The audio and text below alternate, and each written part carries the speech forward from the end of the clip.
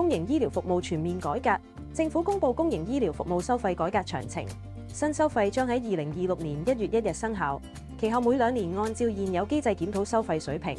今次改革最受關注嘅急症室收費，診症費用將由而家嘅180蚊加到400蚊，但屬於第1、2類分流嘅病人，即係危殆同埋危急病人，可以獲得豁免收費，同時亦引入按項收費服務。例如放射造影3級制，即係基礎項目例如 X 光檢查等會繼續免費，進階項目例如超聲波、乳腺造影等收費250蚊，高階項目例如電腦掃描、磁力共振等收費500蚊。病理檢驗方面，基礎項目例如血紅素、肝功能等繼續維持免費，進階項目例如免疫系統抗體收費50蚊，較高端項目例如涉及基因檢測等收費200蚊。呢個只係醫療改革嘅第一步。可見未來公私營醫院嘅收費只會繼續上升，建議大家盡快檢視下相關保障同儲備夠唔夠。